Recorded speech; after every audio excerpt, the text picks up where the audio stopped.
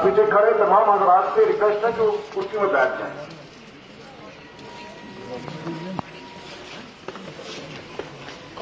तो तेरी याद सुबह शाम हो मेरे पाक रब, मेरी जिंदगी तेरी बंदगी में तमाम हो। तू फकीर आलिम कुल फिका, तेरा बस मुझसे हो क्या बयां। तूने कुन कहा तो ये जग बना, तेरे कुन को मेरा सलाम हो। मैं नजीब हूँ तू मजीब है, शारक से ज्यादा करीब है। तुझे तुझसे बढ़ के मैं मान लूं, मेरे ज़र्फ का वो मुकाम है। वर्दी deputy commissioner Kupwara, Ayushi Sudhan, district level अफसरान, तहसील लेवल अफसरान और सबसे खास यहाँ आए हुए वादी करना के बुजुर्ग हजरात, नौजवान साथी, बहनें, सबको मेरा अस्सलाम वालेकुम, नमस्ते, सत श्री अकाल। आज मेगा ब्लॉक दिवस के मौके पर सबको खुशामदीद कहता हूँ। ब्लॉक दिवस यानी आवाम की बात government of Jammu and Kashmir UT की तरफ से एक एम डेवलपमेंटल प्रोग्राम है जो प्रधानमंत्री सेहत के शोबे और बिजली की फराहमी दोनों के लिए मुनासिब इंतजाम किए जाए ताकि वहाँ के मकीनों को किसी भी किस्म की कोई मुश्किलात का सामना न करना पड़े। करना का जो 12 मेगावाट बिजली प्रोजेक्ट बन रहा है, मेरी मोहतरमा से गुजारिश होगी कि इस पावर प्रोजेक्ट की तकमील का काम चल रहा है। हमारी आपसे गुजारिश है कि इस प्रोजेक्ट की तकमील का काम जल्द से जल्द कराया जाए ताकि आने वाले साल 2025 में करनाल की आवाम को इस प्रोजेक्ट से बिजली की फराहमी यकीनी हो पाए। और इसके साथ साथ मेरी मोहतरमा डीसी साहिबा से गुजारिश होगी कि इस 12 मेगावाट प्रोजेक्ट पर जो नॉन स्टेट लेबर है, जो वादी के बैरून से आते हैं, मेरी आपसे गुजारिश होगी कि यहाँ करनाल के लोगों को ही यहाँ पर लेबर मजदूरी दी जाए। जेजेएम स्कीम के तहत करनाल में मुख्तलिफ काम चल रहे हैं। मेरी मोहतरम डीसी साहिबा से गुजारिश होगी कि इन जेजेएम स्कीम के कामों को जल्द से जल्द पाए तकमील तक पहुंचाया जाए ताकि करनाल की आवाम इस स्कीम से फायदा उठा सके। मेरी मोहतरमा से गुजारिश होगी कि हमारे ब्रिगेड कमांडर साहब से बात करके सर्दियों में करनाल के लिए छोटा हेलीकॉप्टर हमारी जरूरत को पूरा नहीं कर सकता है, इसके लिए बड़े हेलीकॉप्टर की जरूरत हमें सर्दियों में पड़ती है। हमारी करनाल में इसकी जरूरत सर्दियों में पड़ती है और ये बड़ा हेलीकॉप्टर हमें करनाल के लिए सर्दियों में दिया जाए। मेरी मोहतरमा से गुजारिश होगी कि पहले 2.5 लाख रुपए से कम डीटीसी कार्ड पर जीएसटी नहीं हुआ करती थी, लेकिन अब इन कार्ड पर भी जीएसटी लगा दी गई है। मेरी गुजारिश होगी कि 2.5 लाख रुपए से कम कार्ड पर जीएसटी खत्म की जाए। टेंडरिंग के लिए जीएसटी सर्टिफिकेट की जरूरत नहीं होनी चाहिए। डीटीसी कार्ड के लिए जब एब्सेंस ऑफ डीटीसी कार्ड के लिए भी जीएसटी सर्टिफिकेट मांग रहे हैं। मेरी मोहतरमा से गुजारिश होगी कि 2.5 लाख रुपए से कम वाले काम पर जीएसटी खत्म की जाए। मेरी गुजारिश होगी मोहतरमा डीसी साहिबा से कि जो एडीएफ के प्लान पीआरआई और डीडीसी बनाया गया था, इस प्लान पर चंद काम ऐसे हैं जिनकी अभी भी अप्रूवल नहीं हुई है। मेरी गुजारिश होगी मोहतरमा से कि जल्द अज जल्द इन कामों की अप्रूवल की जाए। मैं आखिर में मोहतरम डीसी साहिबा का तहे दिल से शुक्रिया अदा करना चाहता हूँ on the behalf of MLA Karnal Javed Ahmed Mirchar sahab की तरफ से कि आपने इस मौसम में करनाल का दौरा किया, करनाल के लोगों की मुश्किलातें सुनी। आपका तहे दिल से हमारी तरफ से, करनाल भोपाल मंडल की तरफ से और पूरी करनाल की आवाम की तरफ से आपका बहुत बहुत शुक्रिया। शुक्रिया सर। नहीं इकबाल ना उम्मीद अपनी कुश्ते वीरा से, जरा न हो बड़ी मट्टी बड़ी जरखेज है साथी। हमारे अगले स्पीकर हैं जनाब वली अहमद कुरैशी साहब, president general coordination committee Karnal. और यहाँ पे जितने भी लंबादार, सीनियर सिटीजन और नौजवान सबको मेरी तरफ से अस्सलाम वालेकुम, सत श्री अकाल। ये तो हमें पता है, हम पहले भी आपके दौर में सरपंच रहे हैं कि आपको हमारे करना के साथ दिल लगी है। तो ये हमारे लिए बहुत फख्र की बात है कि जब भी छोटे से इलाके में आप हमारी नजरसानी करने के लिए आती हैं। मेरा 2-4 पॉइंट है, ज्यादा नहीं है, कि जहां पे मैं रहता हूं पंचायत हल्का हाजीनाड़ में, वहां पे आज से 80 साल पहले एक हेलीपैड बना है।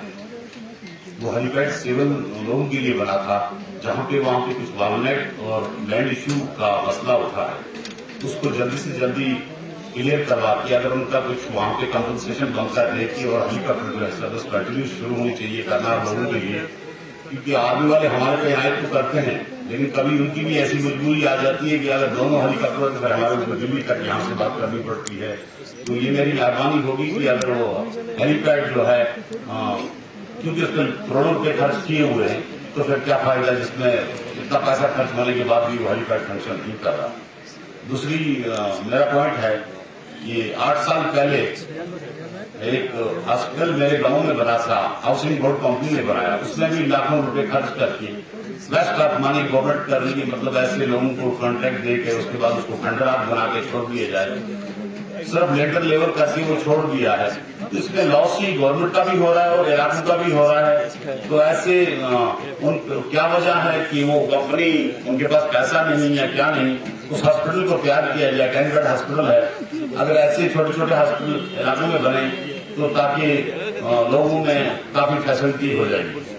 तो तीसरा इश्यू मेरा यह है कि जो यहाँ का ग्रामीण बैंक हमारा जो है बागमेरा के नाम से वहां पे था, वो कंधार में आया हुआ है। तो मेहरबानी करके उसको वहीं पे शिफ्ट करवा के, ताकि वहां की जो 3-4 हजार पेंशनर हैं, देवा हैं, मुंडे हैं, जितने भी हैं, वो उनको एक तो मार्केट में भीड़ भी कम हो जाएगी और बैंक को जो है बागमेरा एरिया में वापस शिफ्ट किया जाए, क्योंकि वो वहीं के नाम पे बैंक है और किस कारण से यहाँ पे आया ये हमें पता नहीं। बाकी मैम हम आपका बहुत तहे दिल से शुक्रिया अदा करते हैं, आप आए। जितने भी हमारे डिस्ट्रिक्ट लेवल और ब्लॉक लेवल ऑफिसर्स जो हमारे साथ मौजूद हैं, जिनका मैं नाम अभी नहीं ले रही हूँ, उसके साथ साथ हमारे जितने भी पब्लिक की तरफ से डिफरेंट लोगों ने मुद्दे उठाए उनको, और हमारे XPRIs, गांव से आए लोगों को, सबको आदाब और गुड आफ्टरनून। डेफिनेटली ये जो भी आपने मुद्दे उठाए और जितने भी स्पीकर्स थे उन्होंने बहुत ही कंस्ट्रक्टिव तरीके से, सबसे पहले मैं ये कहूंगी कि सभी ने बहुत ही कंस्ट्रक्टिव तरीके से अपने मुद्दों को सामने रखा है। और ये एक पहली स्टेप होता है, पहला स्टेप है कि हम कैसे इसकी रेजोल्यूशन आगे करें, क्योंकि हम विंटर्स में आए हैं और डेफिनेटली जो सबसे बड़ा एजेंडा आज के डेट में है वो हमारी विंटर प्रिपेयरनेस को लेकर है, क्योंकि अब हमारी विंटर्स जो है आ ही चुकी है और आगे जाकर और जो है सर्दी बढ़ने वाली है और कुछ इंतजाम हमें करने हैं, जो कि जिसके लिए हम सेपरेट एक मीटिंग करेंगे। लेकिन कुछ चीजें जो हैं मैं आप लोगों से रिक्वेस्ट करूंगी, यहाँ के लोगों से।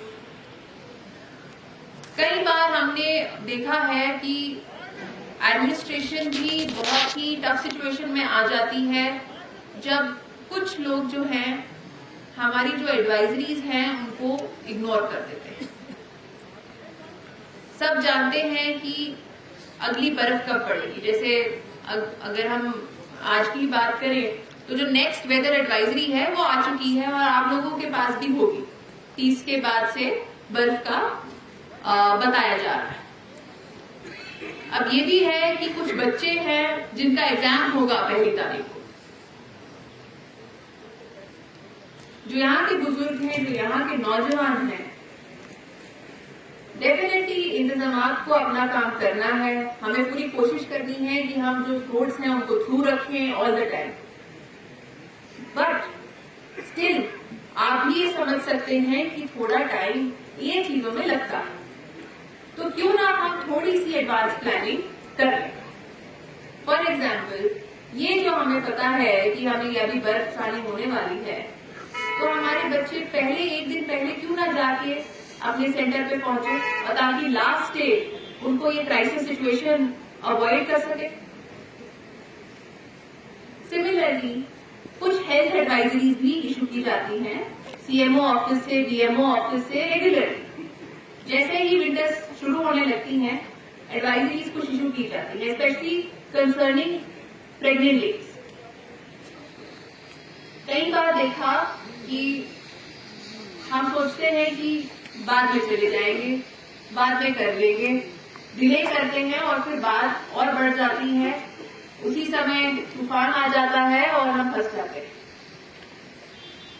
तो मेरी आप लोगों से ये रिक्वेस्ट रहेगी, हम जानते हैं कि एडमिनिस्ट्रेशन जो है वो फुल एफर्ट लगाएगी, चाहे वो बीकन और आर्मी के साथ हमने जो कोऑर्डिनेशन रखी है, हमने लास्ट ईयर भी रखी थी, वो इस साल भी रखेंगे और फुल एफर्ट करेंगे। जो सिविल एविएशन के साथ एफर्ट रखनी है वो भी करेंगे, जहां मेडिकल इमरजेंसीज होंगी वहां पर एयरलिफ्ट भी होंगे। लेकिन जो आप कर सकते हैं उसको जरूर करें। अगर हम कोई क्राइसिस को अवॉइड कर सकते हैं अपने कोई एक्शन से, तो वो मेरी रिक्वेस्ट रहेगी और on behalf of the entire administration कि आप उसको जरूर उस पर नजर करें। दूसरा कि